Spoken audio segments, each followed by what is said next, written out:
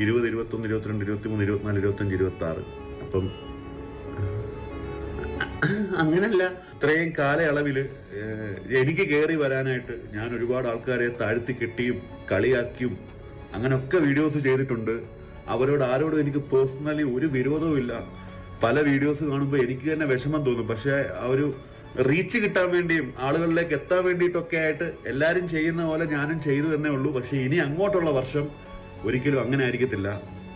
ആരെയും കളിയാക്കുന്നില്ല, ആരെയും കുറ്റപ്പെടുത്തുന്നുമില്ല. നല്ലൊരു വർഷം. ഇല്ലല്ലോ.